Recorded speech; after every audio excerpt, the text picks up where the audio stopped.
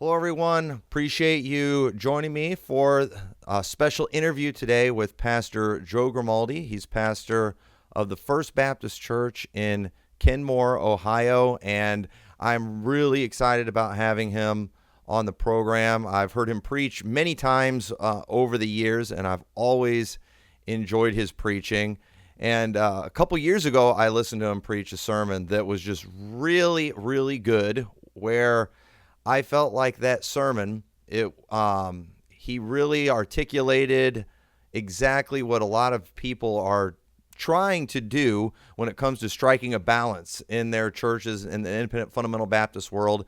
But I think he said what people are thinking, but most people didn't know they were thinking that. And when he laid it all out the way he did, used the scripture the way he did, it was really good. And I've talked to several people who have commented and brought up that sermon. I know it really blessed a lot of people. It was a sermon on grace and truth. I will leave a link to that sermon in the description of this video. You're definitely going to want to go check that out. But Pastor Grimaldi, again, thank you so much for doing this with us. If you would just take a few minutes to tell everyone a little bit about you and your ministry. Sure. Well, I am pastoring in Akron, Ohio. Kenmore is actually part of Akron, Ohio. I've been here for 11 years. Before that, I was in Minnesota for 13 years. We started a church there. And then before that, I was 20 years at my home church in Allison Park, Pennsylvania, just outside of Pittsburgh, which is where I grew up. And I got saved there, baptized there, went away to college from there, came back as an assistant there, and then was the pastor there for many, many years. And, God has opened doors for me to preach in different settings, like the conference you heard me in, and some teen camps, youth conferences, different things like that. And, I'm honored to do it. When I was called to preach at 15, I never really imagined that, I would get the voice that God has allowed me to have in different settings. And the sermon that we're talking about, that you're talking about, Grace and Truth, was one of those benchmark situations. I had prayed about that and worked on that sermon for months and months and months and months and months leading up to that conference. So anyway, it caught quite a bit of traction on its own. Probably the most requested sermon. I mean, I was in Florida. I was in Texas. Since then, different places I've been, and people come up all talking about that sermon. So obviously, like you said, it struck a chord with a lot of people. With a lot of people, I think what you said in the intro is exactly right. I said a lot of things that people were thinking and feeling and maybe didn't know how to articulate. I think that, when it comes to striking a balance on something, which is really what the sermon's all about, it must have struck to some degree a balance, because it made people on either side of the fence angry, and it made people on either side of the fence glad. So, I used to referee a lot of basketball. 41 years I refereed basketball in public school, Christian school settings. And I always felt like if I walked away from a game and both coaches were mad at me or both coaches were happy with me, I'd done my job because I was fair. So, that's sort of where we're coming from with this. And, a little bit about where I come from. Been doing this 43 years. And I look forward to what God has next. Yeah.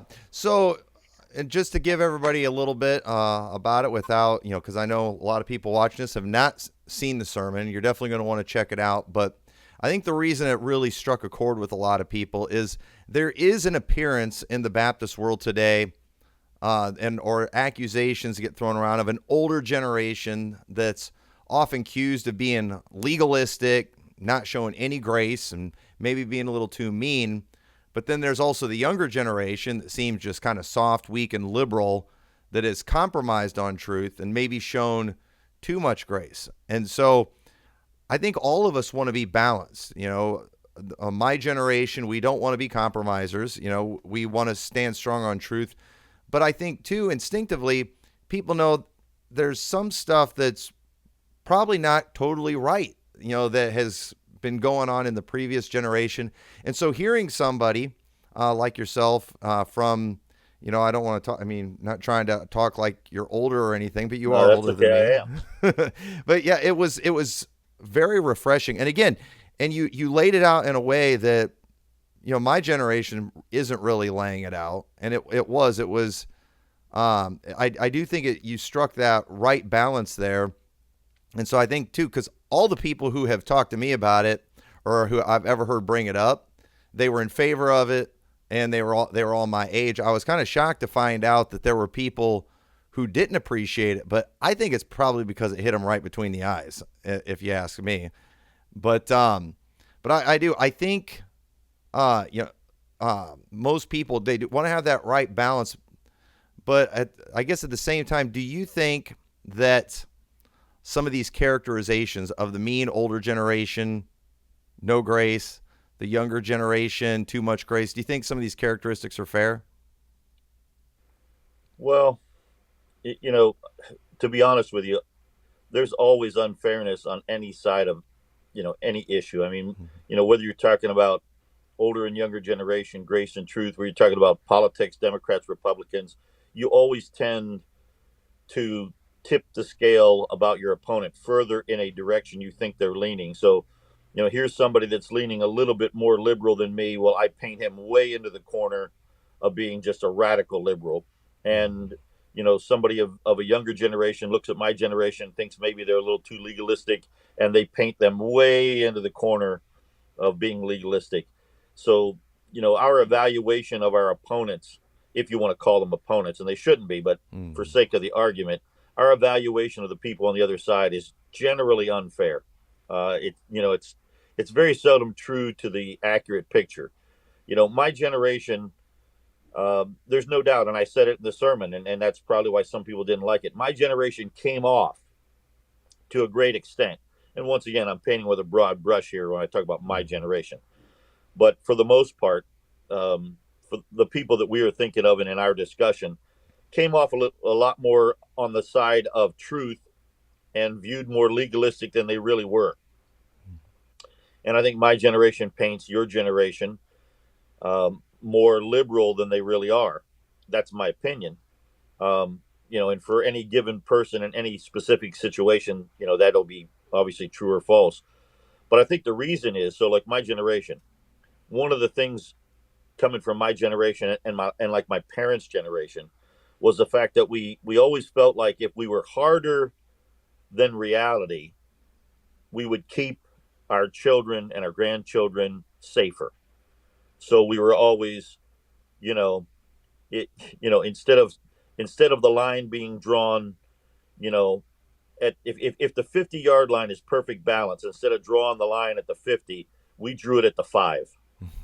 We wanted to keep way far away from it, and there's a safety in that, and it's okay to do that. I talk about that all the time. The fact that I want to try to keep you as far away from the edge as possible, but in trying to keep you far away from the edge, I have to also understand in my mind and in my heart, I know that you could be to the left of some of the lines I draw and not be wrong. And I think that's the difference. But when you come off that way, and I said it in the sermon, grace is always more attractive than truth, no doubt about it. Grace is always more attractive than law. It always will be. You know, it, the spoonful of sugar is always more attractive than the medicine. But we need them both. And, that little phrase, grace and truth, is only used twice in the Bible. It's only used about Jesus because he was the perfect balance of it. I mean, he could take the cat of nine tails and turn over the table of the money changers and chase them out of the temple. And he could be compassionate to a woman at a well. He could be compassionate, to a harlot. He was a friend of publicans and sinners. He was very harsh with the scribes and Pharisees. I mean, open sepulchres full of dead men's bones, very harsh things he said to them, and yet he was very compassionate. So he was the perfect balance of all of this. And sometimes, we are either viewed as being, my generation, that is, viewed as being much more harsh than we really are, or sometimes my generation is much more harsh than they need to be, in certain settings. So, that's kind of where that sermon was coming from. I worry, or have worried a lot about losing the next generation of preachers after me. I feel a great obligation to pass the baton. There's a sermon I preach about, I think it's called "Pass the Baton," and in that sermon, the point I make is the race which doth so easily beset us. It's one race, so basically, it's not like I'm running my race, you're running your race. We're all running the same race, and it's a relay race. I have to hand the baton off to you, and for me to hand the baton off to you, there has to be a period of time where we run together. We have to make a good exchange. And if the baton gets dropped, it doesn't really matter whether it's my fault or your fault. If we drop the baton in that period where we overlap our part of the race, we lose. Mm-hmm. So the sermon was part of the attempt that I make to try to get the generations to cooperate enough with each other to hand off the baton in the transition time. I'm 65, and the truth is I'm on the younger end of most of my generation, and I went to college at 17. So most of my guys are older than I am, but they're starting to we're past the baton right now. We're in that transition area. And it's very important for us to be able to, come to grips with things that, there's some things worth fighting and dying over, and other things that aren't. And to do that successfully, pass the baton, that is, I have to be able to understand what those things are and how I'm going to handle them, or we drop the baton and we lose. And that's really the heart of where grace and truth comes from, to keep the truths of the generation that came before me that were passed to me, passed down to your generation and the generations after you. And whatever's keeping that from happening, I need to figure out how to do that without compromise. And that's kind of where the sermon was coming from.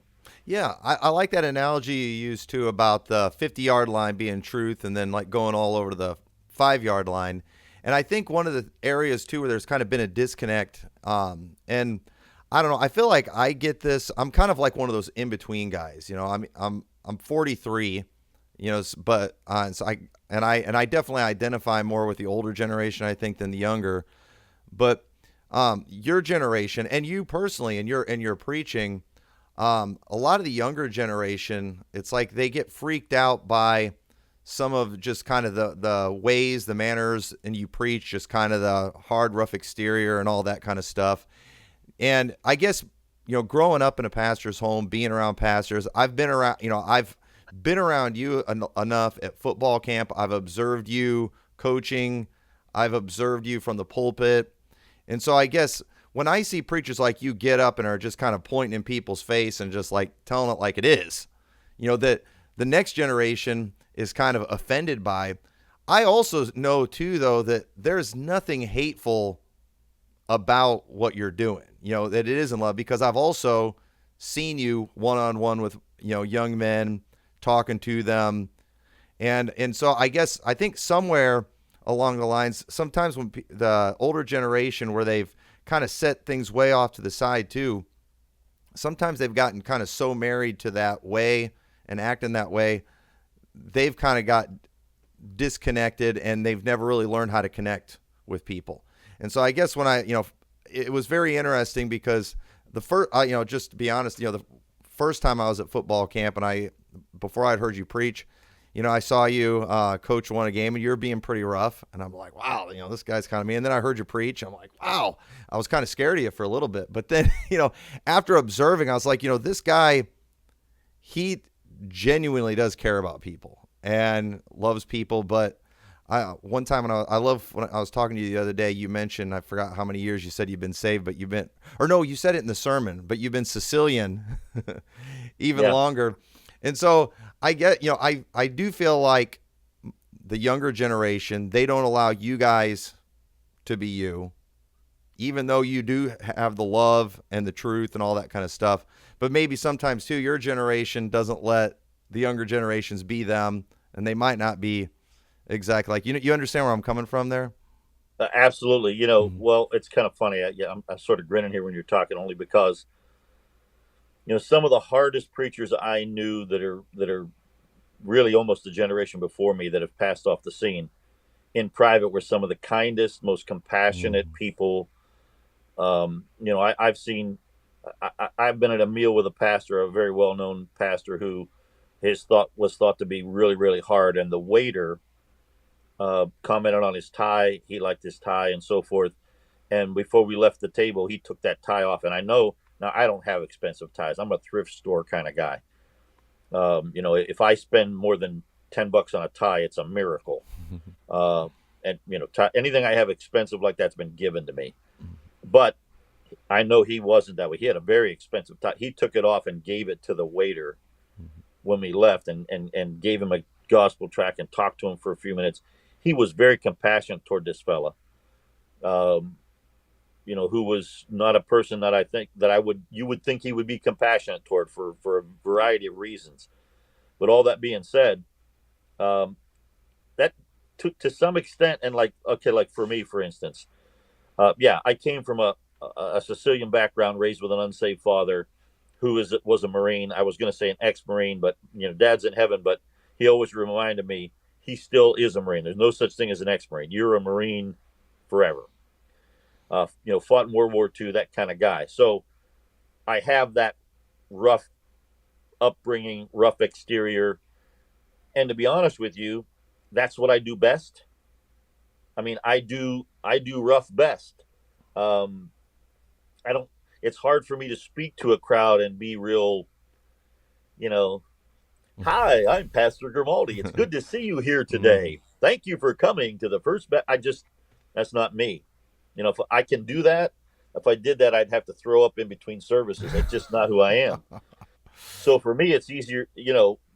Rough and mean is just it's easy. And to be honest with you, it's what to a great extent, it's what's given me an ear, given me a platform. You know, I'm not the genius scholar, although I find things that God's given me. I'm a very practical kind of person. I don't have, I don't, some guys have a shtick, if you will. They do the King James seminars, or they do prophecy, or they do whatever. They do vacation Bible schools, and illusions and juggle for children or something. They've got some shtick that gets them a voice. I don't. I don't have any of that. The best thing that's gotten me a voice is being me, um, the rough me, and so that's what I ride with. I mean, um, there have been people that have visited my church or been part of maybe a wedding I've done or different things, and they'll say, "Oh man, I never saw that side of you." Well, yeah, I mean that's not the side that preaches your funeral, your dad's funeral, or does your daughter's wedding is not the side that preaches to a bunch of 400 500 guys in a conference. It's not the same guy.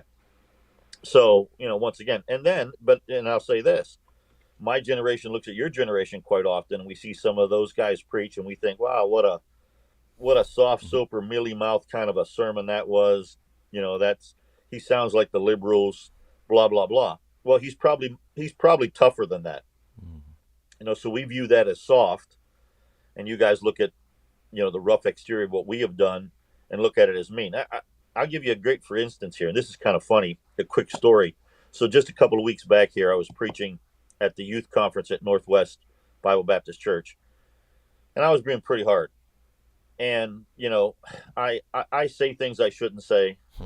I know I do that. And matter of fact, if people come up to me and say, "Oh, you shouldn't say those things," like I'll say, "That's stupid," or "If you do that, you're an idiot," and words like that. You shouldn't say those things. You shouldn't. That's kind of who I am to some extent. Here's what's funny. So there's 400 some teenagers there, and I don't know how many adults. When I in the sermon was being tough and saying stuff like that, that's just stupid. The kids all laugh. The adults out there scowl. And I know what they're thinking. They're thinking, you shouldn't say that. I preached at a youth camp where they hand out these questionnaires to all the counselors afterwards. And many different years, I would sit down with the guy that ran the camp, and we would talk about things that people put down to change or improve. And invariably, there was one or two people that would always say, "I don't think you should say, Pastor Grimaldi said these kind of things and shouldn't say them." And he said, "What do you think?" I said, "I think they're right. You shouldn't say that." And if I was him, I would never say that. And the truth is, but the teenagers that have been, I've preached to some of these kids since they were knee high to a duck, and they think it's funny. It's part of, how we interact. And I, take it or leave it for what it is. It's kind of who I am, and that's part of what you were just saying. I'm pretty comfortable in my skin, and Lord knows I have a lot of faults. And there's times when, as it's coming out of my teeth, I want to grab it and bring it back, and because I think I shouldn't say that. We always laugh about if my wife is in a service in front of me, she's sitting there shaking her head, no, no, no, and I know, she knows what I'm about to say. She can hear me ramping up to it. But I said all that to say that's where, I would like to see people give me grace on that. Mm-hmm. But I need to be able to give people grace on the other end of that spectrum that may be a softer sell than I am, that may be a different style than I am. I don't want to start calling names, but there's a couple preachers in America right now that I just think are great guys. They're just such great statesmen, but they are a very soft sell in their preaching, but I appreciate their preaching and like to listen to it. That's just not who I am. So they may be offended by me, and someone else like me might be offended by them. I'm generally not. I kind of live my own world to a great extent. I don't have to. You don't need to be like me. Mm-hmm. Lord knows there's too much of me now. So it doesn't bother me when someone's not who I am. It's more about what they really believe, and how we can get down to it. So anyway, yeah, my generation came off sometimes very gruff, but some of the guys that were the hardest like that, I'm just thinking of, I don't want to start calling names. I'm thinking of a guy that everybody thought was just unbelievably difficult and rough and tough, and he said some things way out there from the pulpit, things that I would never say. But that guy was so sweet and so kind to my wife, and he gave her, I had some silver that was donated to our church when we were starting the church in Minnesota, and we bought it, my wife and I personally, to help the church have money to buy a building. And my wife had some of that, and he was buying silver, so I brought her silver for him to buy.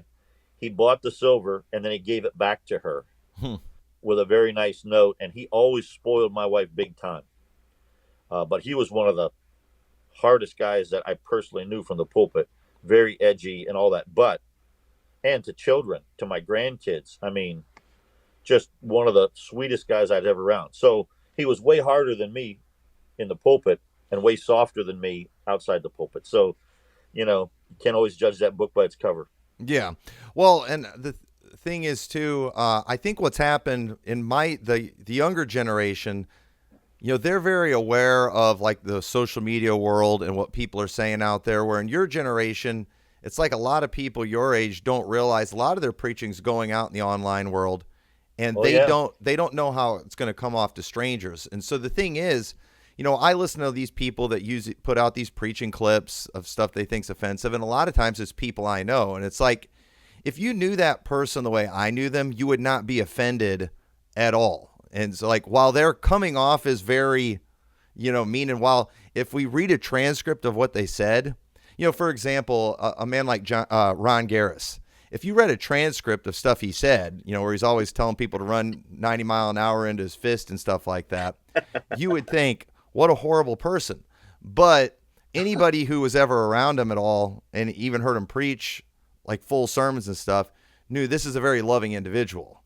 Absolutely. And so it's like, if I could understand why somebody might hear a clip of you preaching and get offended, but at the same time, I don't think it would be possible for me to get offended, having been around you. And so your generation was more used to preaching to people that knew you and you knew them. And so you could get away with all kinds of stuff, where my generation, we're more aware of the fact that, hey, people don't know us. This stuff's going to go online. We don't want to give the wrong idea. And so I don't think they're compromising. I think they're just, a little more aware of some of these things. There's no doubt. And I am, our church services are all on Facebook live streamed for people that are shut-ins, people that are, we started it back when I was in Rochester, Minnesota, near the clinic, because we had a lot of people coming to the clinic that could not come to church. And So it was a way for them to watch it. And I'm the poster child for politically incorrectness on the internet. Um, and I could tone that down. There's times where I've had the guys in the back waving. We have a live sign that comes up to let me know when we're on live, and they'll wave the sign at me because they can see me going down a road and they know, hey, hey, hey, preacher, preacher, you're on live stream. And usually I smile and just go ahead anyway, only because it's just who I am. But Mhm. here's what I think about all that. I think quite often when you talk about this, when you go listening to a sermon, a lot of people go to listen to a sermon to find the clip, to prove the point, to to prove their preconceived notion. So, I did a thing on contemporary Christian music, and I went online and I didn't listen to all of the stuff that was there. I was going to Baptist churches that had put stuff out there and looking for some contemporary music they did in their church just to take a clip of it. All I wanted was that clip so that I could then take a clip of the original artist doing that same piece and put them side by side and say, hey, look at this. What do you think? Now, that made some of them come off looking pretty bad. But I went there looking for one thing, you know. So if somebody comes to any of my sermons looking for an excuse to trash my generation, I will give it to them.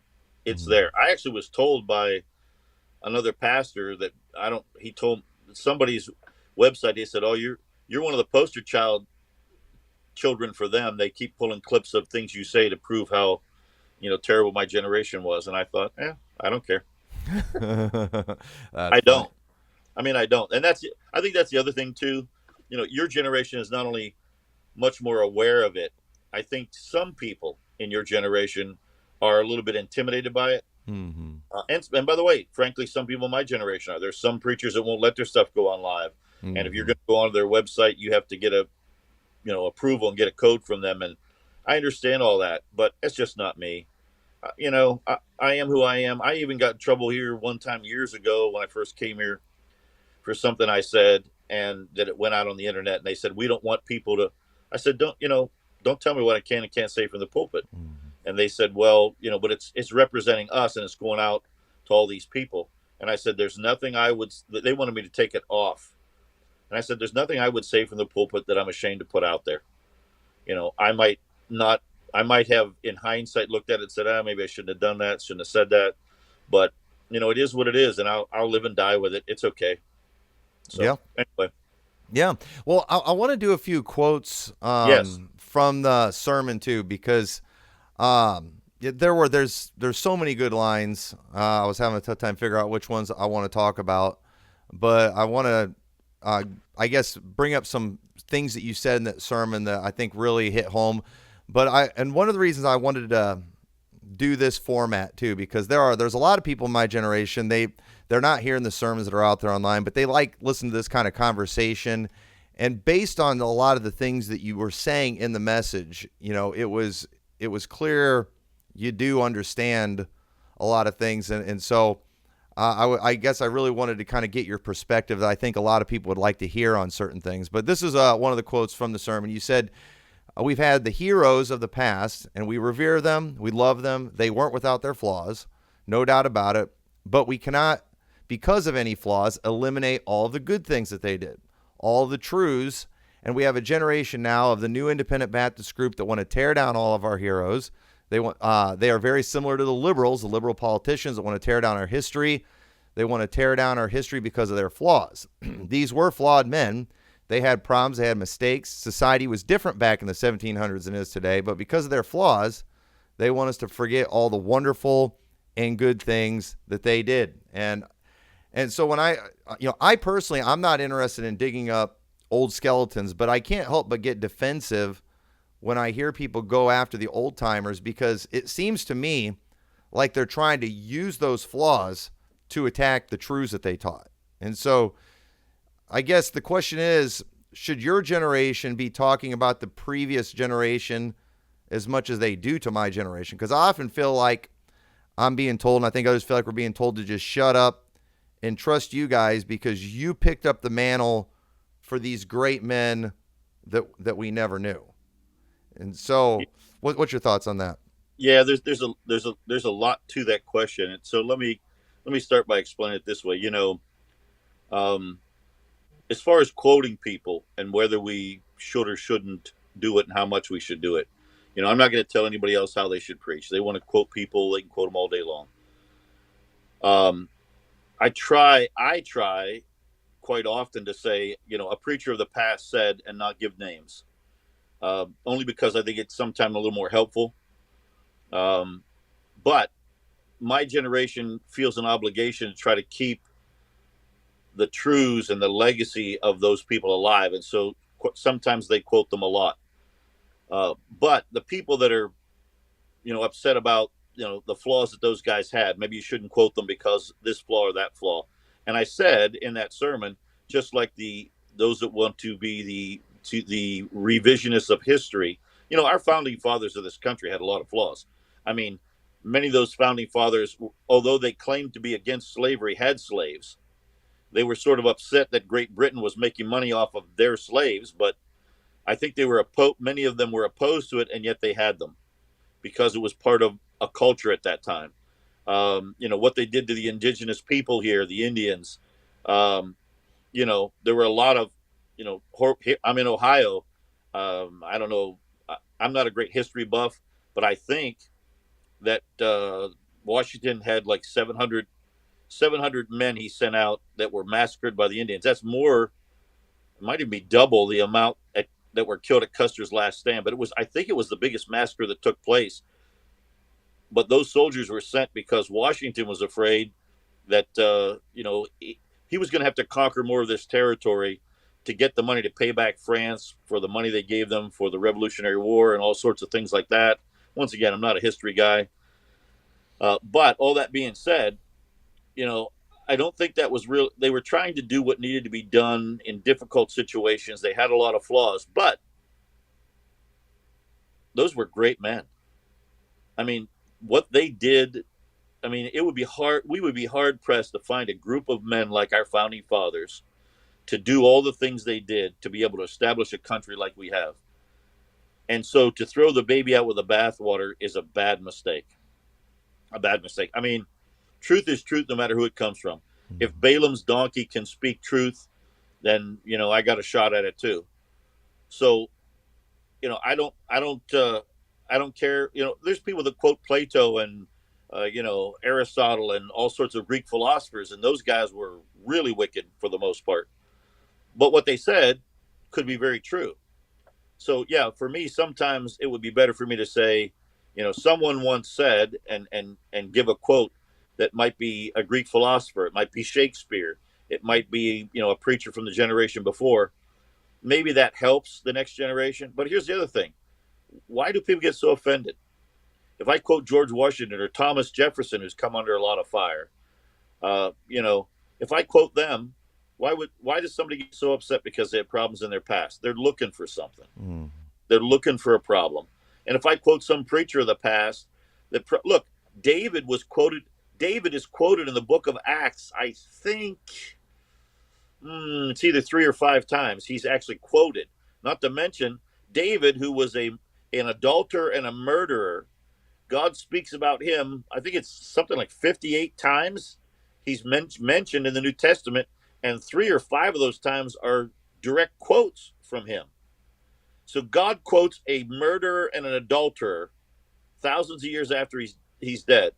But we're going to take flack over quoting somebody that did something that probably doesn't quite compare to the level of sin. Oh, that was a different day. Okay, so murder then wasn't as bad as murder now. Adultery then wasn't as bad as adultery now. What are you saying to me? I'm just saying, you know, God set an example of quoting people that had flaws, and we could go on and on with other people as well in the scriptures. And liberals will quote. It's kind of funny because Planned Parenthood people go back to their roots of who started it, and some of the most racist people to walk this planet started groups like that now they're quoting, and nobody throws it back in their face. Mm. So once again, when you get into quotes on people, it can get dicey. But I think too much is made of it. Yeah. I think that's the bottom line. Just way too much is made of it. Right. Well, I think what we forget to talk about with all these people is the reason they were able to do great things for God is obviously because they allowed the Holy Spirit and they allowed God to do a work through them. And maybe sometimes we get more, we admire more the men than the God who used those flawed men. And I believe God has used these men in great ways. And I tell people this all the time because you have some preachers out there and it's like people try to imitate them. And it's like, and I like how you said, people don't have to be like me. I've not said this about you. I say this about other preachers all the time, but Joe Grimaldi filled with the Holy Spirit can do great things for God. But Tommy McMurtry filled with the spirit of Joe Grimaldi would probably be an abomination, and same thing with anybody. They're not supposed to be filled with my spirit.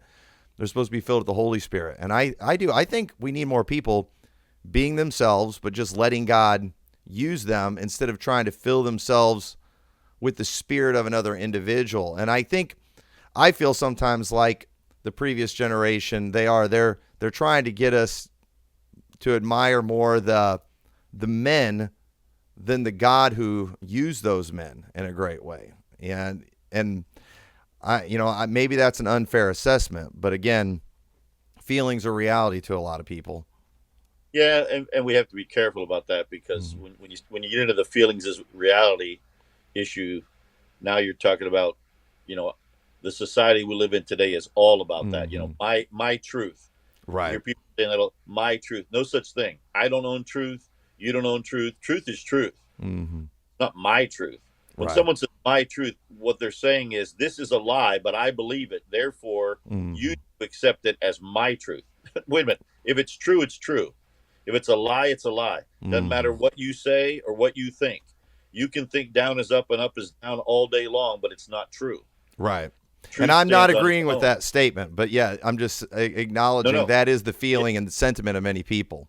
Sure. But when it comes to this issue of, imitating heroes of the past, well, here's kind of a bottom line on it. And I've always preached this to people, even since I was a teenager. When God said to Jeremiah, before I formed thee in the belly, I knew thee and sanctified thee a prophet unto the nations. God was telling Jeremiah, who was saying, I can't do this. I put you together in the womb to do a job before you were born. Don't tell me what you can and can't do, Jeremiah. I built you to do a certain thing. Right. He built Jeremiah to be Jeremiah. We think of Jeremiah, we think of him as what? The weeping prophet. Jeremiah and John the Baptist, at least on the surface, their mantras would be quite a bit different. John the Baptist, the rugged guy, the rough clothes, the locust and honey, and the rough and tumble kind of guy that every Baptist preacher from my generation, wanted to emulate to some degree. That doesn't fit Jeremiah, the weeping prophet. But they had different jobs, and God made them for different things, and God's made each of us for different things. And you're exactly right. I don't need to be, Tom McMurphy. I don't need to be, I don't need to be anybody else but who I am. God put me together to do what I do. And the secret for me is finding the will of God and letting the Holy Spirit of God give me the strength to do the task that I was built to do, however that comes. Now, it's easier to imitate someone else and think that because I'm imitating that person, I'm going to have that person's power. So could you imagine Jeremiah imitating John the Baptist? Well, actually, it would have to be the other way around, wouldn't it? It would have to be John the Baptist imitating Jeremiah. I can't imagine John the Baptist ever being looked at as the weeping prophet. Arguably the last prophet of the Old Testament. I would argue that Jesus was the last prophet of the Old Testament, but be that as it may, can't imagine him imitating Jeremiah. Yeah. It's not who he was. Okay, but it would be easier to do that because that's an easy pattern to follow. When it comes to being you and letting God use you, there is no pattern to follow because you are unique. There are things similar between me and people that have gone on before me, but there's never been somebody like me before. So there's no pattern to follow. So that makes it harder. That means I really have to walk more by faith than by sight. By sight, I can imitate someone else. By faith, I have to be myself. Right. But that goes to part of the problems that we have with generational imitation and generational worship. But sometimes because people have a burr in their saddle, anytime somebody does something someone else did, oh, he's just an imitator of so and so, or he's just trying to be like him. You know, I'm, I wear shoes like somebody. That doesn't mean I'm trying to be them. Just a good pair of shoes. Right. So you got to balance all that as well. Yeah. So I want to look at another statement that you made in the sermon. You said, or you were reading the story of the woman taken in adultery, and then you said no man condemned thee. She said, no man, Lord. Jesus said unto her, neither do I condemn thee. That's grace. Jesus knew the truth. He knew the law, the scribes and Pharisees were correct about the truth. They were correct about the law. But now Jesus shows you a different application of this truth, a different application of this law, because he blends it with grace. The law condemns her to death, but God's grace gives her life and forgiveness. I want you to understand that if we're not going to lose another generation, they've got to see grace and truth blended in us. And I think what you said here is another thing that's clearly articulating what many are trying to sort out in their minds. Maybe they don't know how to say it, because again, that's where I was when I'm listening to this message. It's like, that's what I've been thinking. I just didn't know how to say it like that. But I like, for example, I often hear preachers say, I'm King James only, but I'm not King James ugly. Right now, is this them trying to blend grace and truth, or is this them taking a more compromising position? Is it possible that in the heat of the battles, our passions may take over and get the better of us? Is it possible maybe we need that passion in the middle of a fight, but maybe we continue that passion beyond where it's needed after things have calmed down, and we're maybe just going a little too far on some stuff? What are your thoughts on that? Yeah, well, to the end of your question, yeah, absolutely. In the heat of battle, quite often, we drop, an atomic weapon when a fly swatter would do. That is the tendency of many people in many different situations. By the way, I've never heard anybody say that, but I'm King James only, but not King James ugly. I hear people say it all the time. Oh, really? Oh, yeah. Yeah. Well, there goes to show that I don't listen to too many people, apparently. But it's not necessarily a bad statement, because here's the bottom line about that statement. You shouldn't. Coming from me, it's kind of funny. You really shouldn't be ugly about anything. Okay, I have a childhood friend that lives not very far from me here. He goes to and people are offended when I say this, I always say happy clappy church. He goes to a happy clappy church, and by the way, when I used to referee basketball, I think I told this story in Grace and Truth, as a matter of fact. When I used to referee basketball, I took a couple of unsaved referees with me from my basketball association in the Pittsburgh area, and we did a Christian school tournament, and it was for happy clappy type people. We were treated so nice. Everybody was so kind to us. After the game, coaches were coming up and they were kind to us. Parents were coming down and kind to us. Everybody was just so sweet and wonderful. A whole day kind of event, bunch of games, and that was great. A couple weeks go by and we do an independent Baptist tournament. The same guys are with me, and the people were horrible to us. Referees were, the coaches were terrible. The parents were terrible. Almost had to have security guards to get us out of the building. And the guy looked at me and said, "This is the crowd that you're part of?" And he thought the other crowd would be the crowd I'm part of. Now, if I was in his situation, I would see it exact same way. I would think, these people over here really know God, and these people don't. And the reason is that crowd was so passionate about, and by the way, the basketball level was way lower. The independent Baptist folks, their tournament, the basketball quality was way lower than the liberal people. But the liberal people were much nicer, much nicer to us. And if I was in their position as a lost guy, I would say, I don't want anything to do with those people. I'd rather go to that kind of a church. And I get that. Now, one of my friends, childhood friend, was part of one of those churches actually, and he now lives here not far from me. He and I are dear friends. I mean, we go back to when I was 15, right after I got saved, before I was called to preach, when I was a Sunday morning only Christian. And that guy had a big influence on me when he was, now he believed then just like I believe now. But I still owe him a great debt. And I'm still, I mean, we'll go out to eat with him. We'll go, do different things here and there. I don't bring up the things we disagree on unless he brings it up. And usually I talk about it jokingly. All that being said, you know, I don't hate this guy. I love that guy. I don't have any brothers. He's like a real flesh and blood brother to me. And I appreciate him. A lot of people like me can't do that. They don't seem to understand how to have a hard position without being hard. Mm-hmm.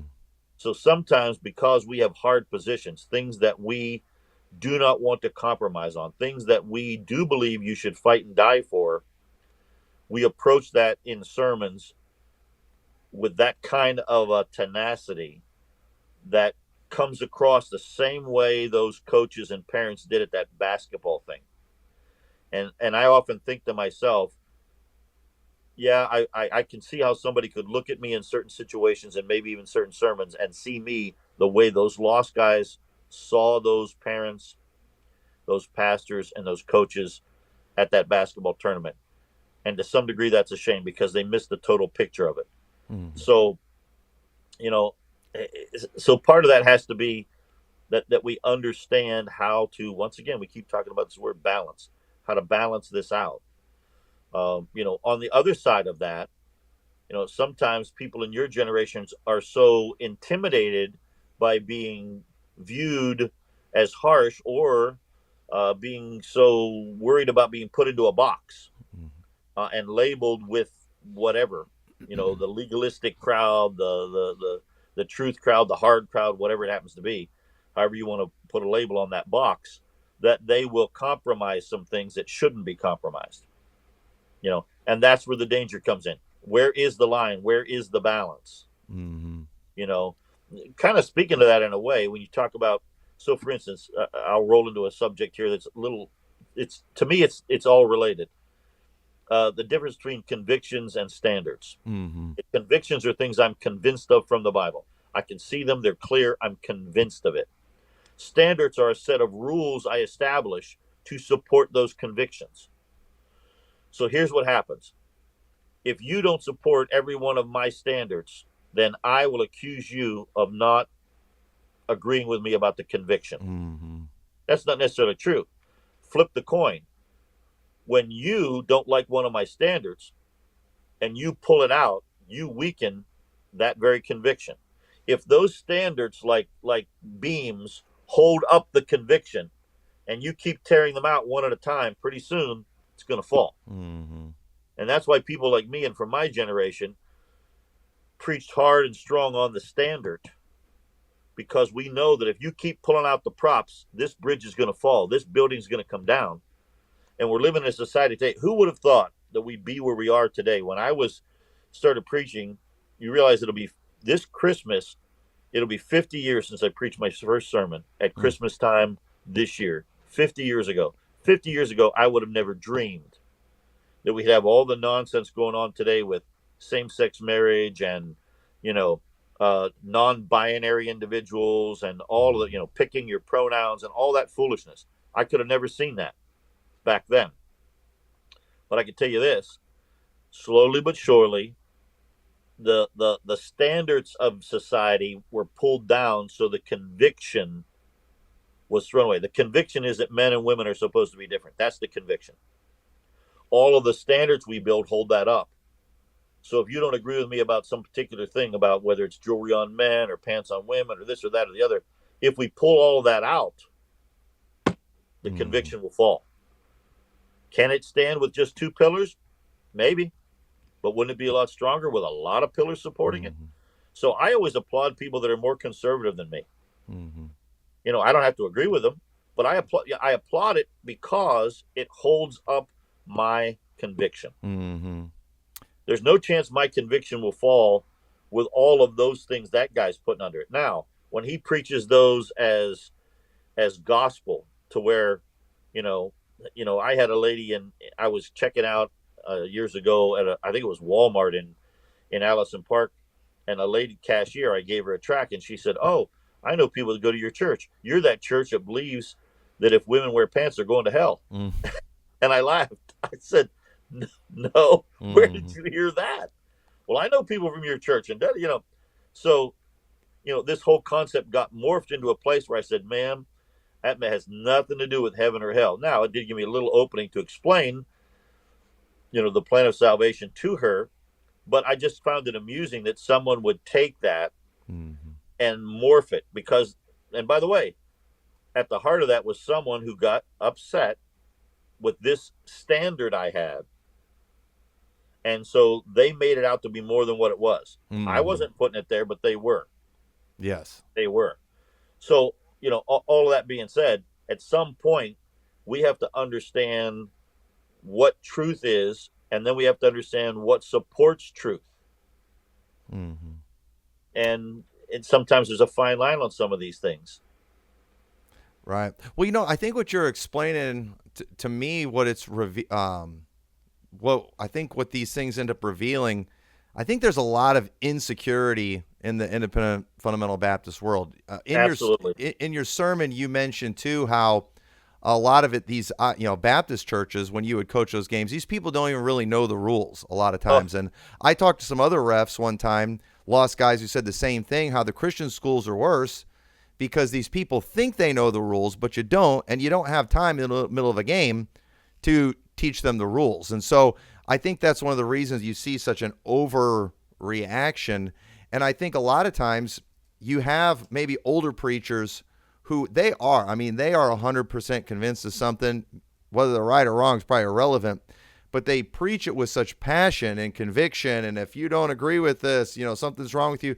And so then you have another generation that's not completely convinced, but yet they're trying to hold that exact same position line when they can't defend it.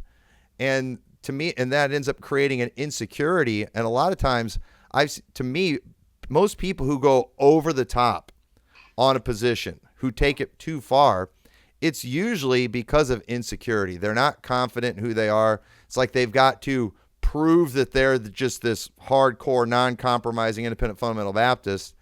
And so a lot of what you're describing, to me, insecurity seems to be the driving force. And I just don't think we are going to help the next generation if we just intimidate them into doing something that we've not convinced them of. yeah. I mean, I would agree to some extent. There's Mm-hmm. no doubt that, sometimes the guy that yells the loudest is the most insecure. Mm-hmm. Um, there's no doubt that I can yell. Mm-hmm.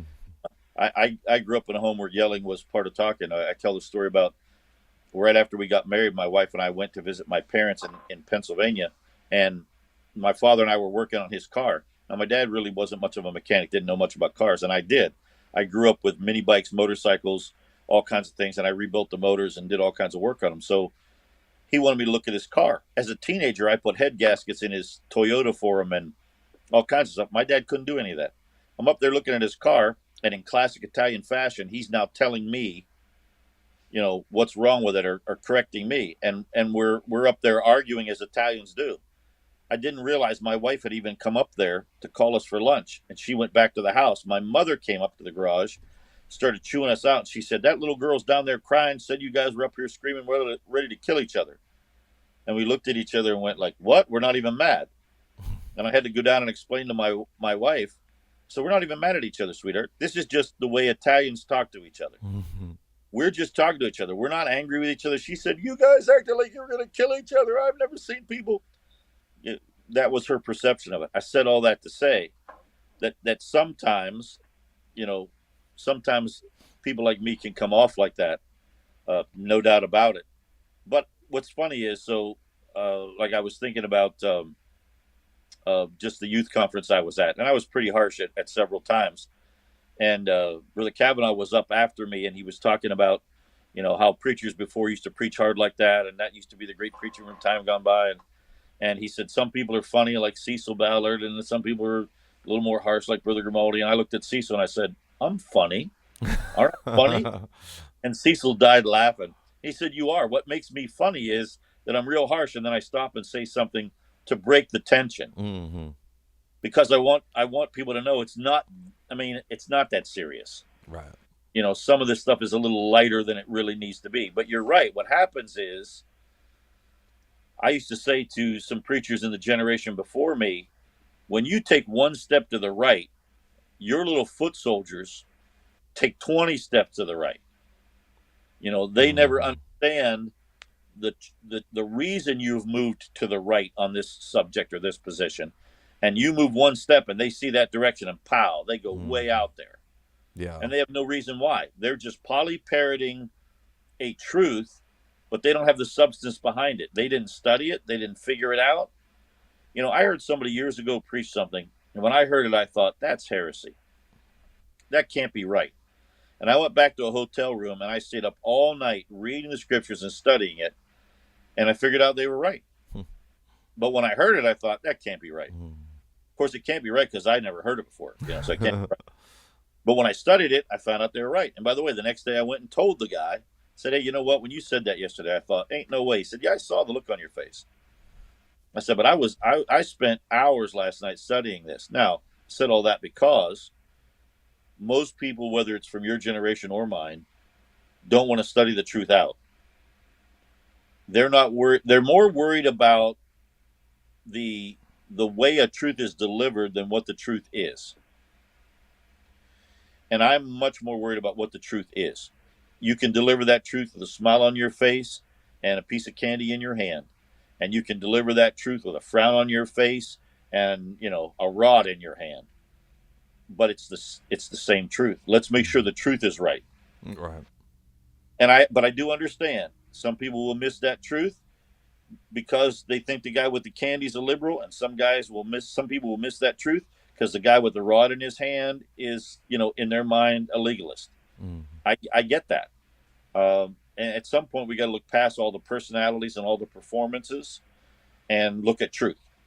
Yeah. Yep. I want to do another quote. I really like this one. And this is one, too, that I feel like probably made people nervous when you said it. But every word of what you said was true. But you said legalism forces us more toward the law than toward a relationship with God. Legalism keeps external laws without truly submitted hearts. Legalism adds human rules to divine laws and treats them as if they are divine. And I thought this quote was good for so many reasons, but I do strongly believe that many people in the IFB world, when it comes to their standards that they have, based off of clear biblical principles, I think many of them are following these things out of a genuine love for the Lord, out of strong personal convictions.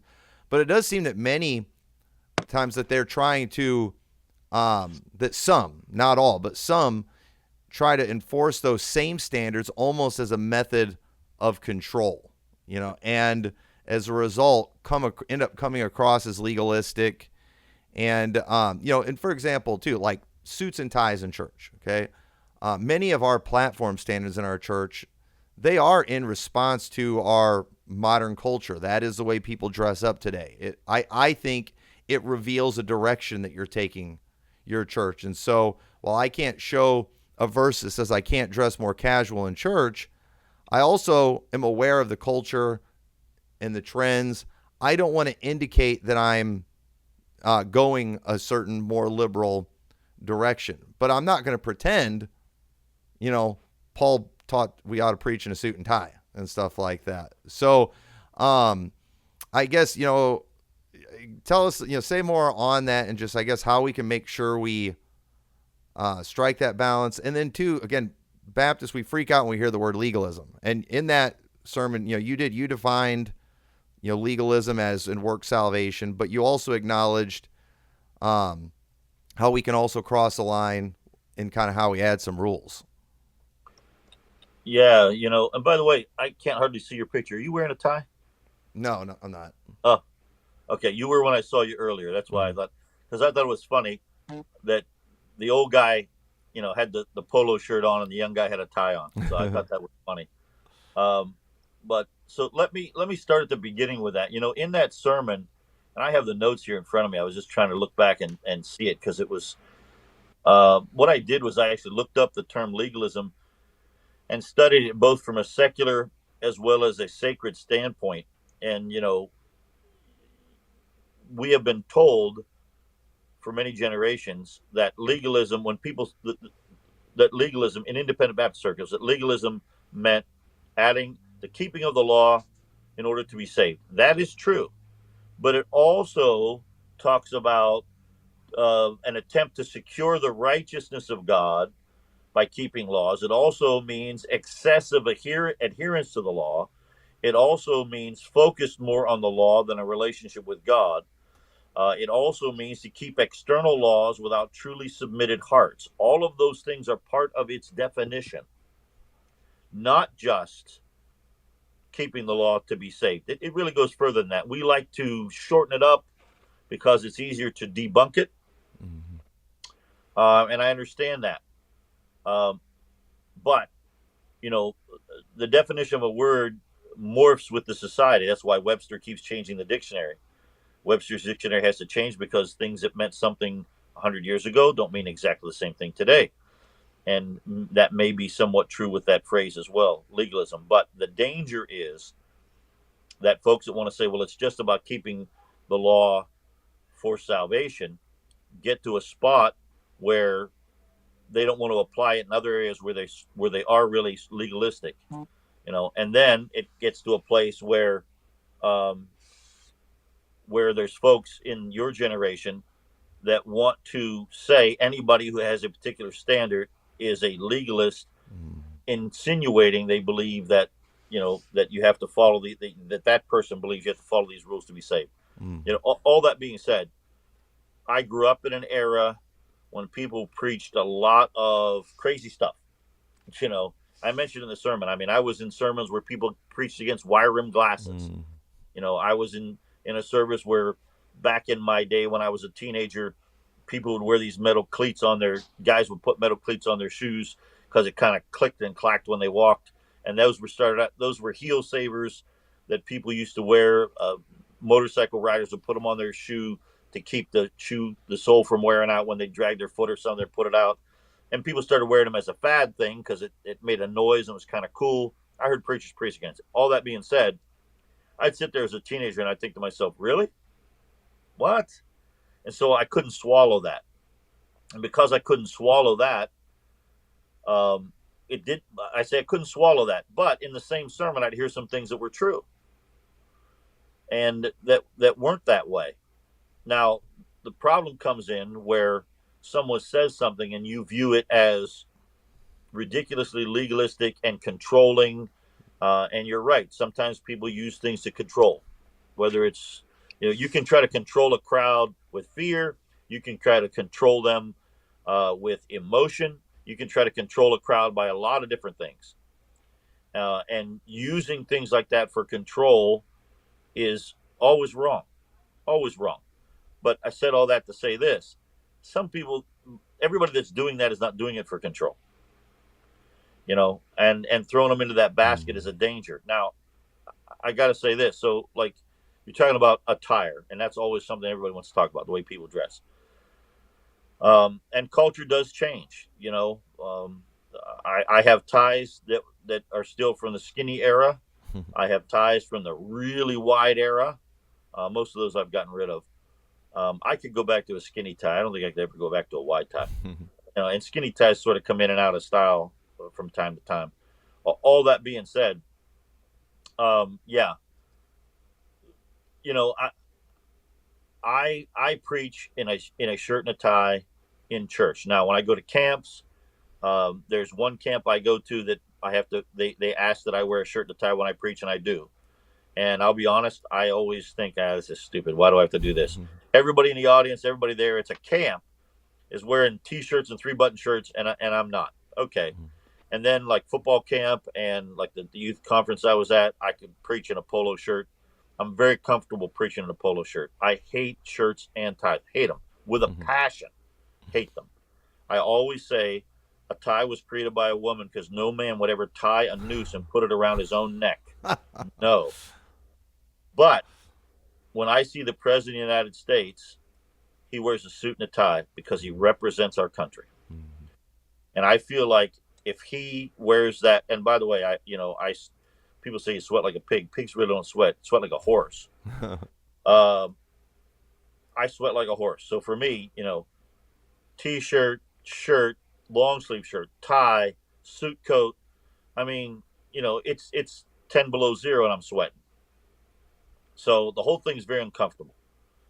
But I think it for me, it shows a desire to appropriately represent God to people.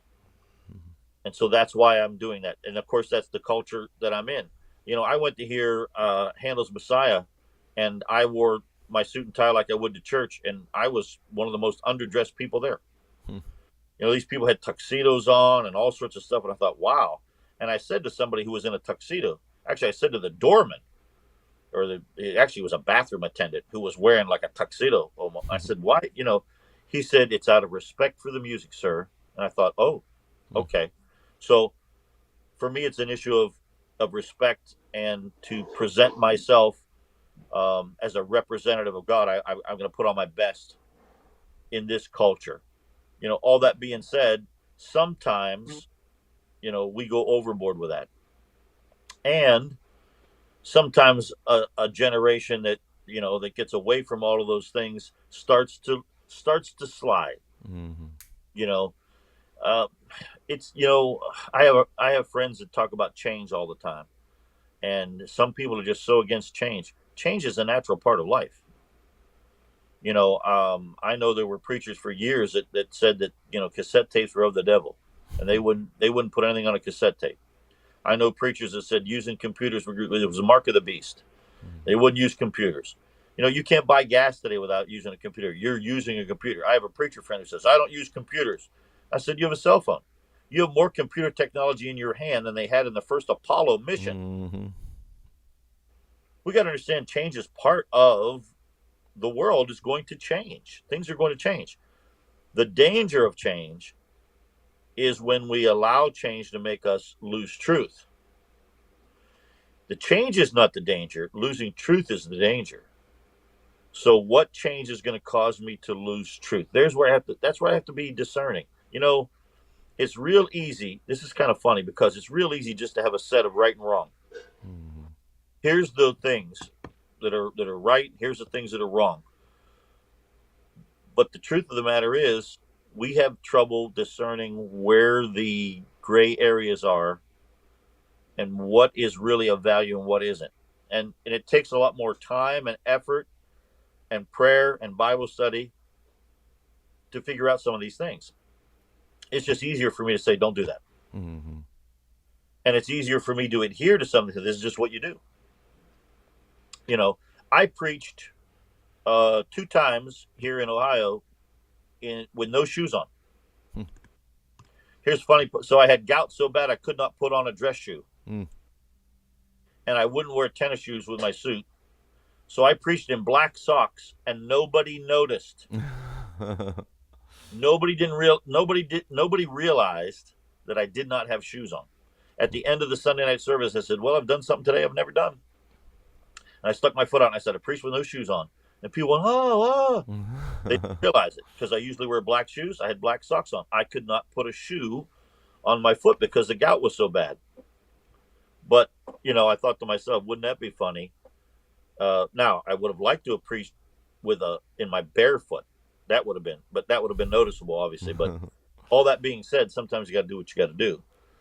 But the issue becomes, where does change cause compromise and where does change just evolve with culture? Mm-hmm. And I realize, I have a sermon on the culture crisis. The culture can lead you down a road to compromise, and that's deadly. Mm-hmm. But the culture also has changes. I didn't go to the eye doctor today riding a horse. Mm-hmm. I drove an F-150. I mean, the culture changed. Okay? Yeah. I didn't walk there. In Bible times, they would have walked there. It's only about 7 miles to where I had to go. They would have walked there. Well, I didn't walk there. What we're doing right now. I mean, they couldn't have done this even 50 years ago. Culture changes, and there are a lot of changes that we obviously have to adapt to. But my generation quite often wants to preach so hard against change because we're afraid that your generation will compromise. And so in doing so, quite often we take some positions that are sometimes even ridiculous. We get into areas that are dangerous, and that's why, I think it. To some extent, that sermon made a lot more people in my generation angry with me than your generation. I think your generation felt like I was, reaching out with the olive branch, and my generation felt like I was cutting the branch off that they were climbing on. But be that as it may, once again, it's my impression of what needs to be said and where truth has to be. I'm probably way more conservative than even a lot of people from my generation. But it's not the end of the world with me if they don't completely agree with me on certain things. Right. Well, and I wouldn't have been able to watch that sermon had it not been for the technology, because I was at that conference, but I wasn't there when you preached. But I was watching the live stream of it, and I was sitting there wishing I was there, to just kind of shout and support, because it was so good. But and there's a lot more quotes. I'm not going to take time to go to all of them, but I do want to hit on these things too, because it's one of these things that my generation, we sometimes discuss. But I hear a lot of references, and you referenced the 70s in that sermon. I was born in 1980, but I'm always hearing about things in the 70s. What was it that happened in the 70s? And it seems to come up in most conferences, and I guess, and why should it matter to those of us who did not see what happened in the 70s? Well, let me answer the last part of the question first. The only reason it should matter is that you should have hope that your generation can see a revival or an awakening in your generation. When the Bible talks about, and it's kind of funny because I was referencing David in the book of Acts, chapter 13 maybe, says David, after he served his own generation by the will of God, fell on sleep, or something to that extent. In everybody's generation, God has a work that he's trying to do. And it just so happened, I was born in 59, but I got saved in 73. I got called to preach in 75. I was baptized in the 70s. I graduated high school in 76. I went to Bible college in the 70s. I got married in December 22nd, 1979. So we just got that in there. But so all the major events of my life happened in the 70s. And God was doing something in the independent Baptist movement. There was a time in the 70s where the largest churches in most of the states in America were independent Baptist churches. That's not true today. Not true at all today. I don't think there might be one state where an independent Baptist church is the largest church. But God was doing a great work in the 70s, and we were growing, and people were being saved, and the churches, there was just something happening. So a lot like when you look at, and I know we're not part of the Reformation, but if you look at the Reformation or any of the great awakenings or any of the great revivals, whether they be in Scotland or in different places, these are great stories of God's working in time past. And those great stories of God working in time past should encourage us to believe that God has something he wants to do in our generation and in our time. And here's the lessons we learn, whether it's from the Welsh revival or whatever, the Great Awakening or the 70s. Now, I understand, once again, I'm one of these guys that I think I referenced it to in a sermon, that your generation gets tired of hearing about it. I got that. I'm a guy that I can't stand it when somebody tells me the same thing twice. It's like I feel like it's an insult to my intelligence. I heard you. I understood it. Do you think if you keep telling it to me, I'm going to change what I'm doing? Why do you keep telling me this? So I understand. I hate to be nagged, and I hate to be pressured. My wife always says the best way to get me to do something is to tell me to do the opposite. And sometimes that's my nature. So I get it, how that can be bothersome. Now, I try not to reference it too much, but it was a big part of our life. I mean, if you were, think about it. I'm trying to remember. I think it was Noah's generation, if I'm not mistaken, was the first generation that could not have met Adam. I could be wrong Mm-hmm. about that. I don't know why No, my you're brain. right. So just think about all these people that could have heard Adam. I mean, obviously they didn't, but could have. They could have heard him talk about being created. The first day that he had any, you know, cognitive ability to understand what was happening, what it was like for Eve to be made, what it was like to be in the garden. You know, even now let's go from Noah forward. All the generations that could have heard Noah talk about building the ark and the flood and all these things. The Bible was full of people that passed down the great works of God in their generation. The parting of the Red Sea, all of these different things, they were passing it down. So my generation, the great thing we saw God do for the most part was in the 70s. And we try to pass it down. Now, do we do that? If we do that with an edge about us that says we're so much better than you, or you stupid punks aren't anything, look at what we did in the 70s. If we do it because of that, then we're foolish. Mm-hmm. But to pass down the great works that you've seen God do in your lifetime, I think is a very biblical concept and should be done. That we should hand down to our children and our children's children the great works of God in our time. And that's what my generation should do with the 70s. And hopefully your generation will do that with the 90s, or Mm-hmm. I always go 20 years. So, the 90s, what did God do in the 90s? That should be part, and by the way, we also learn from the down times, Mm-hmm. history. Yeah, we talk about I referenced Noah and the ark, but realize that was a very bad time in history Mm-hmm. because God wanted to wipe out the whole face of the earth. Once again, we're talking about grace and truth. First time the word grace is used, Noah found grace in the eyes of the Lord. But that story is a pretty bad story until you get to the ark.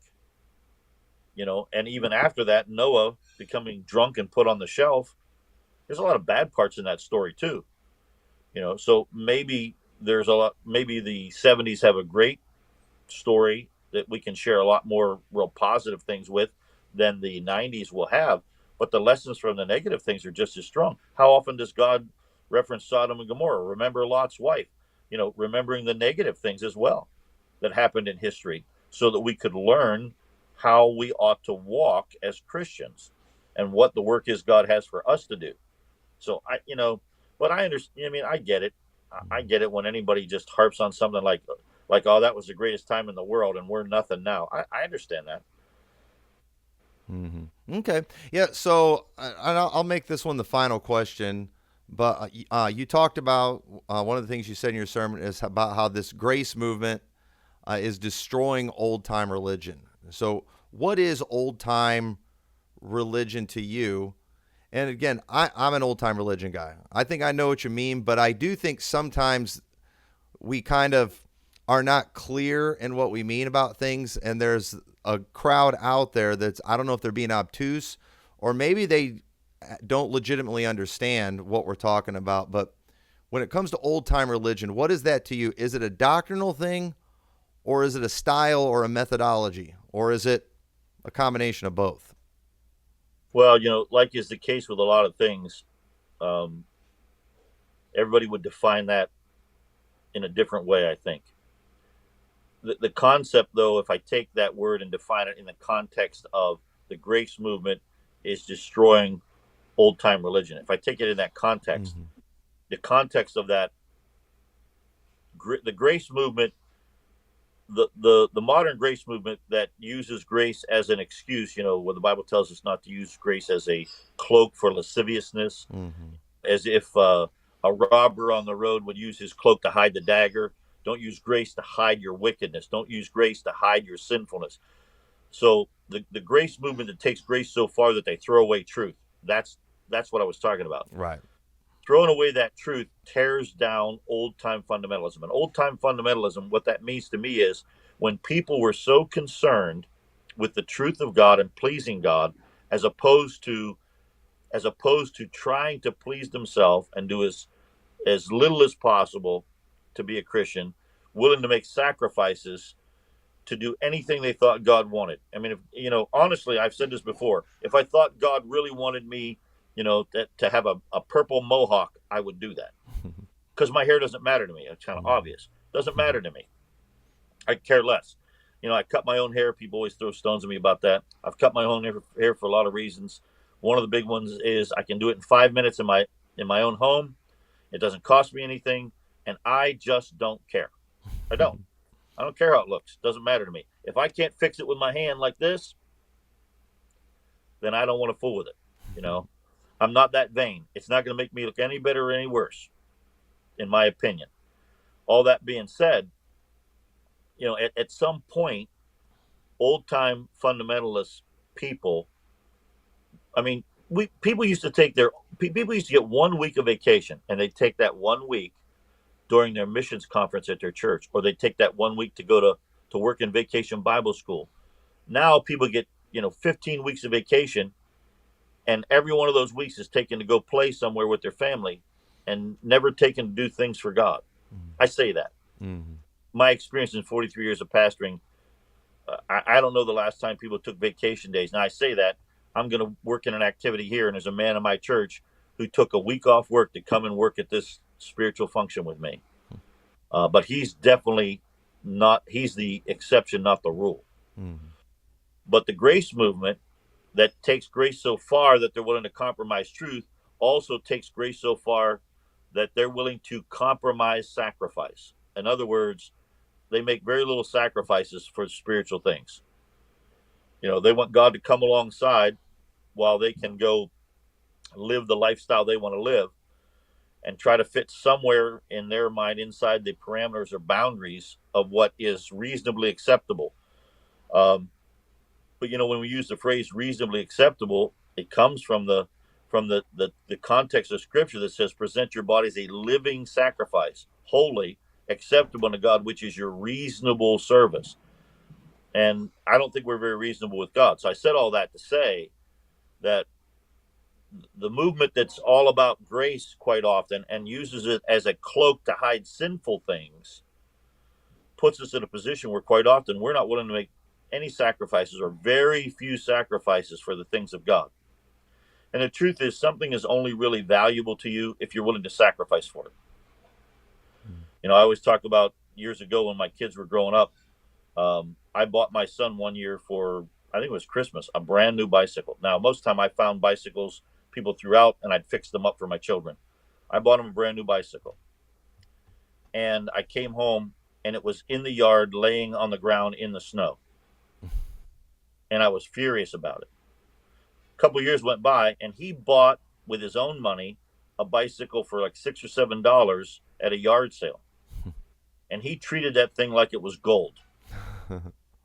So here's a bicycle that I paid a lot of money for that was brand new, but because he did not make a sacrifice for it, it meant nothing to him. Mm-hmm. But the one that he put some money into meant everything in the world to him. So I think that quite often the grace movement that I'm talking about can lead people to make very little sacrifice, have very little investment in the things of God, and therefore it's not near as valuable to them. Mm-hmm. And old-time fundamentalism, in my opinion, were people that were willing to say, I surrender all was their mantra. They didn't just sing it, they meant it. When Northwest moved their church and those people sold their homes and moved and bought homes over there where the church was, and I have some in-laws that did that, that's amazing to me. Mm-hmm. I can't imagine anybody doing that today. Right. It was amazing then, but would be even more amazing now. So that's the old-time fundamentalism I'm talking about. Yes, I'm not necessarily talking about all of our rules. I'm not talking about all of our, all of the hard preaching, all that stuff. I'm talking about the fact that we were in a position where old-time fundamentalism to me meant people that were willing to do whatever it takes to serve God, willing to make any sacrifice necessary, willing to put forward whatever effort is necessary, and the grace movement, so-called, because grace is a great word. I mean, I mean, by the way, I have 13 sermons on grace, and that's the one that rang the bell with everyone. Mm-hmm. But I'm working on a book on it. We'll see if that ever happens. the book will be called Grace and Truth, and Mm. the first one will be that sermon. But boy, the next one and the last one is actually a sermon that was by another preacher. I got his permission that I have the transcript of it to put in the end of the book. Those sermons may be more important, but you got to put the teaser out there first, the one that everybody's interested in, to get them to read the rest. Mm-hmm. All that being said, that's the way I see old-fashioned fundamentalism. The old-time religion was the kind of religion that people were willing to make sacrifices for. And I don't care what clothing you want me to wear. I don't care what music I have to, I don't care where I can't go. I'm not worried about all the things I have to give up. I'm willing to make any sacrifice to you, God, because I want to love you and I want to serve you and I want people to know you.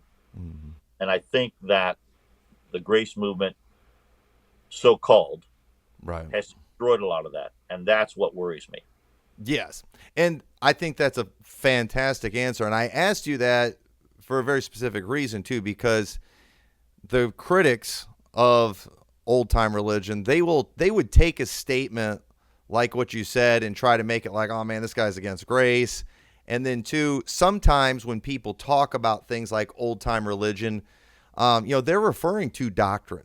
Which obviously that doesn't change and is timeless. Sometimes it is more about a style, like with music and things like that.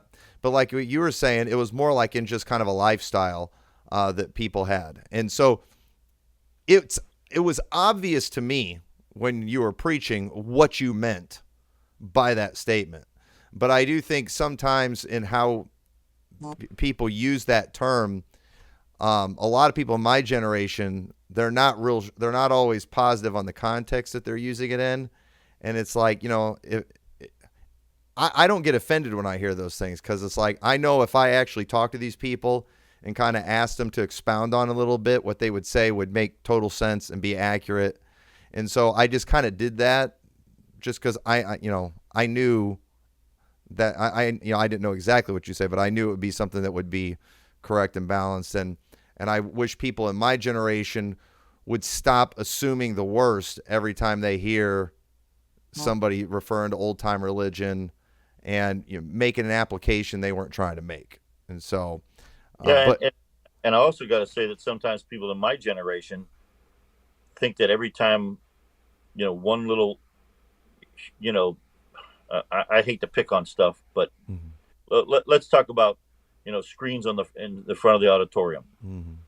Okay, anybody has a screen is, they're that's it. They've gone downhill. They're totally liberal. They're whatever. Well, that's not old.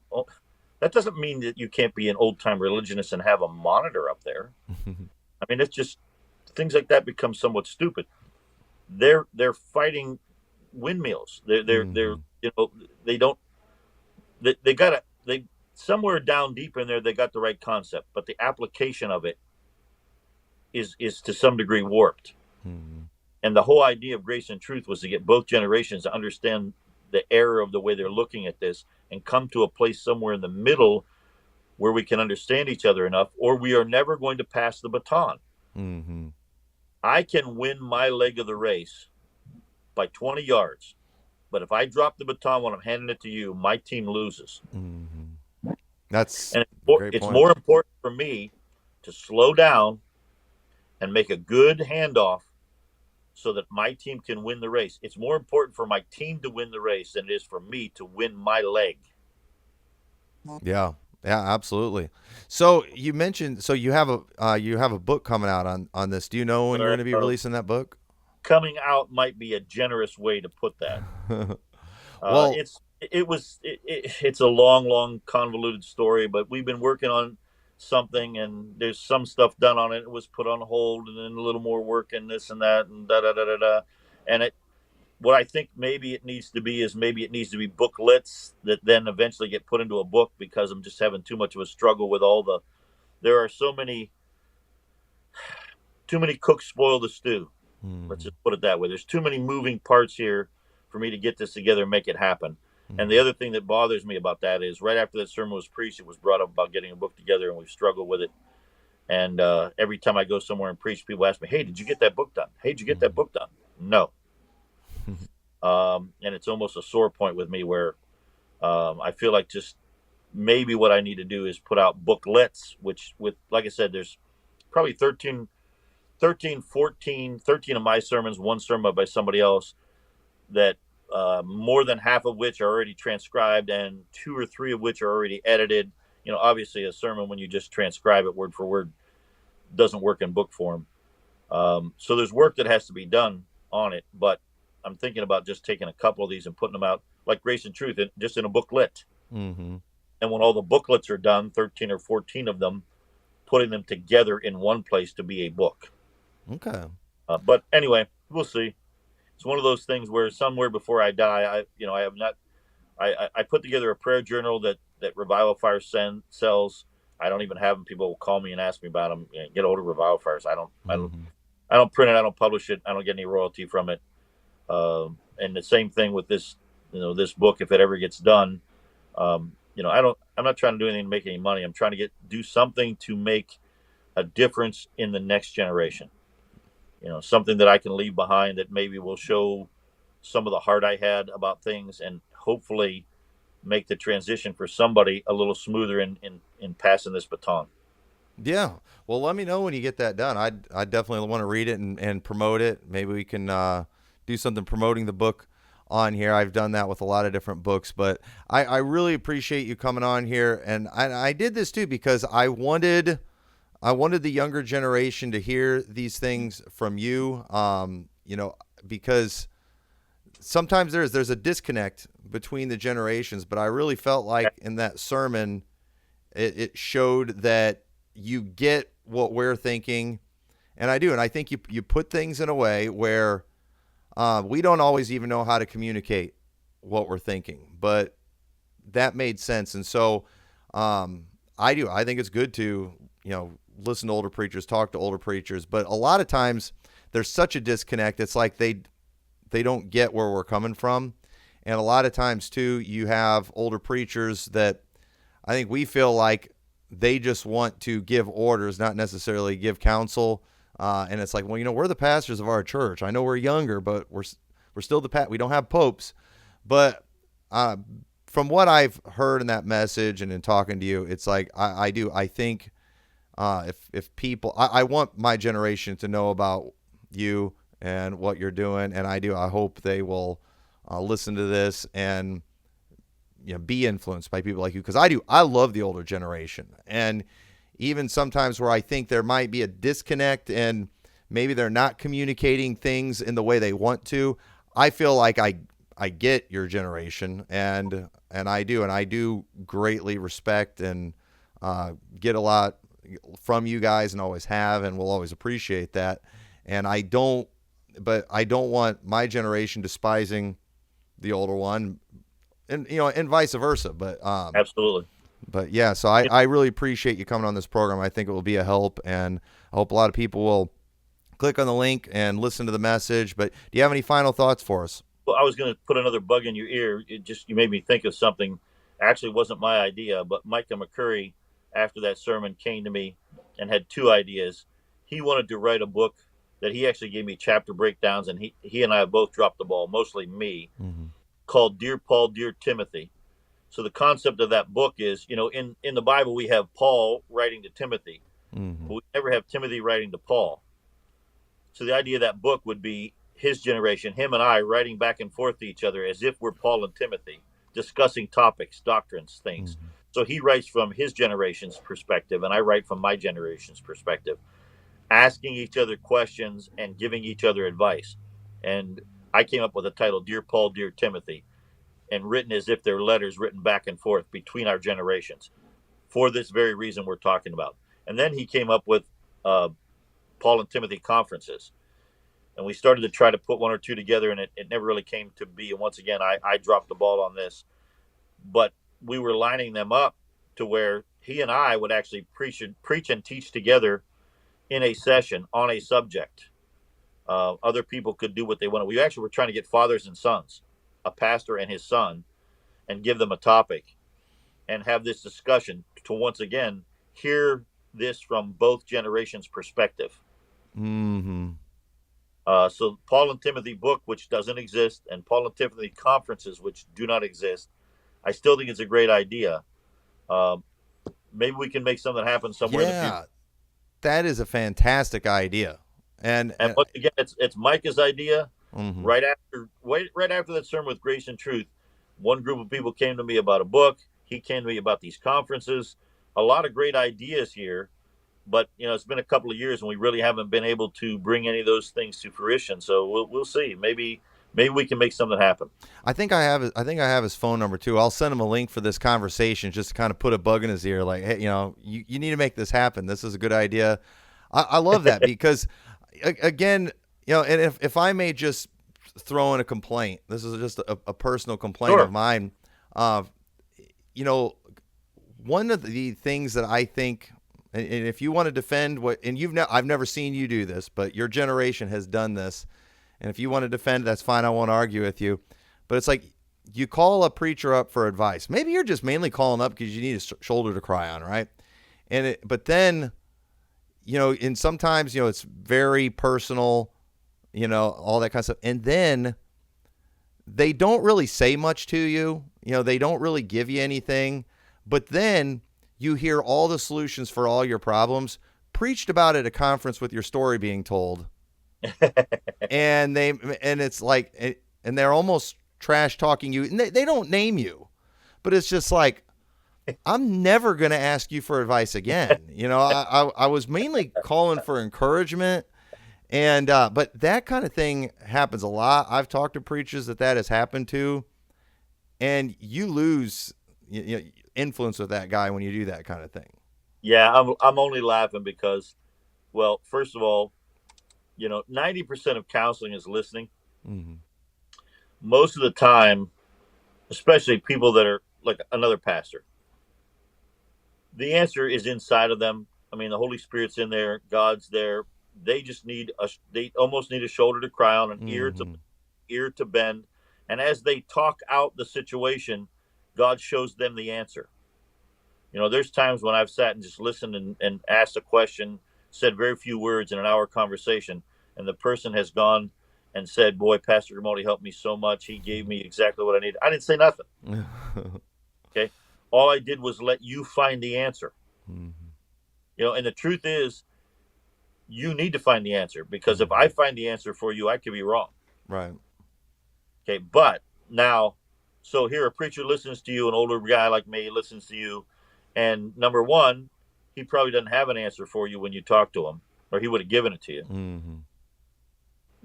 And then later on, he thinks of all the things he wished he would have said that he didn't. So when he preaches, sometimes our preaching is so emotional that things that are in our minds and hearts come out that shouldn't. And so in his sermon, he vents all the things he wished he would have said. Yeah. But hopefully, hopefully, if I have ever done that, I have given so few details that even the person who asked me the question wouldn't know it was them. Mm-hmm. And surely no one else would ever know. But hopefully, if God was really behind any of that information being put out in a sermon, that the Holy Spirit was using it to help somebody else with a problem that they were having. Because the truth is, if one person asked me that question, there's 1,000 other people who have the same question. Mm-hmm. But how you handle it is very poor, and especially if you use that as a reason to preachers from the past used to always say to me, never use your pulpit as a whipping post. Mm-hmm. So don't try to whip your people, and don't try to whip somebody else. So you don't want to do that. But I'll give you, for instance, this is kind of an interesting. A preacher called me about a question right before I went to football camp some years ago, and I was working on a sermon. And I said to him, "Can I use this in this sermon?" Mm-hmm. And he said, "Yes." Well, when I got to football camp, I used it in a sermon. And the preacher that that talked to me, Mm-hmm. he was there, and I had asked his permission, so he knew it was about him. But another preacher there had the same situation, and he thought I was talking about him. And he got a little bit upset, and I brought him to the other guy, and I said, "This is the guy. I talked to him about this is the whole." And he said, "Oh, I'm terribly sorry, Brother Grimaldi. I didn't think you'd ever do something like that." And I said, "I wasn't attacking you Mm-hmm. at all.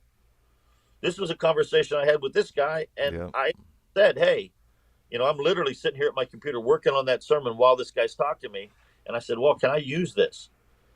So in the sermon, I said, there's a preacher who did thus and so, and here's what I said to him, da, da, da, da, da, da, da. Which, by the way, the guy I was actually talking to took my advice, and it worked out well for him. And the guy that thought I was throwing stones at him, which I wasn't, went the opposite way of that device, which he had already done before that sermon, and it went bad for him. Mm. So he thought I was kind of, throwing stones at him and showing how bad it was and all that, and that's not the way it was. So I said all that to say, once again, sometimes it's a lack of communication. But here's the thing. I was going to preach one time something at football camp once again. And when I got there, somebody told me I was going to preach, and I knew I was going to say a certain thing. And somebody said, oh, this preacher here, so-and-so, he has done such and such. And I thought, oh, darn, that's exactly what I'm going to preach about. I went to him and I said, listen, I want you to know I am going to say this in my sermon. I hadn't preached it yet. Mm-hmm. And I want you to know I had no idea that you had done thus and so. And I want you to know I'm not attacking you. And he said, you know what? I really appreciate that. Mm-hmm. I appreciate the fact you came and told me that. And I said, but I want you to know I'm not going to back down from this. This was in my sermon. God gave me this before I ever came here. And I'm not going to change it just because you're in that situation. I did not know you were in that situation. And he said, you know what? If you would have preached that without telling me that, I probably wouldn't believe you. He said, but I believe you now because, you had no idea. Mm-hmm. By the way, we're still good friends. But, sometimes people don't want to take the time to do that. And I realize sometimes you can't. Sometimes it's this and that. All of those circumstances God orchestrated for me to be able to say what I felt needed to be said and yet not hurt my friend. Mm-hmm. And I really, as much as we want to, like I said, the teenagers laugh because the whole mean shtick is part of being funny to me sometimes. Mm-hmm. And not to be hurtful. I ripped and snorted about different things, and afterwards a teenage girl came up and wanted me to pray with her, and it was a very tender situation, delicate situation in her life. A teenage boy came up and laid jewelry and things on the altar, and here's what's funny about that. I almost feel bad. I almost felt like, well, I hope I didn't harm him. I wasn't trying to harm him. I was just being me. And most of the crowd understood this. But boy, God used it somehow in his heart, So all that being said, yeah, things like that happen. And I think sometimes preaching the way we preach is such an emotional thing that it's hard sometimes, if anything is on your heart that should be locked up, to leave it there. Yeah. And I've heard preachers say a lot of things that I thought, that's very private. You shouldn't say that. Mm-hmm. Yeah, I know. I've definitely messed up in that area before, for sure. But it is something that, yeah, it doesn't help, when people mess up there. I was going to get one of those shirts I saw somebody had that said, "Be careful, I'm a pastor. Anything you say will be a sermon illustration." Oh, that would be good. Yeah, that definitely would be a truthful saying on on that shirt. But well, hey, again, I really do appreciate it. We need that Grace and Truth book. We need those Paul and Timothy books and conferences. That's good stuff. It's very needed, and there's people out there that are paying attention, hearing these things, and you've been a blessing, and I appreciate your ministry and what you've done over the years, and hope you keep up the good work. And thank you for having this conversation with me. Well, amen. Thank you for putting this out there and working to try to bridge some of the gap between the generations. And hey, listen. Glad to talk to you anytime. Give me a call. Pick a subject anytime in the future. I'll be glad to talk. All right. Well, thank you, everyone, for joining us for this program. I hope you got a blessing. Make sure you check the link. I have a link to the sermon. Just a wonderful message, and I hope you will be blessed by it. And older generation, don't give up on us, younger generation. And my generation, let's not throw out the older generation. They have a lot to offer us and that we need from them. So thank you all for watching this. God bless you. We will see you all next time.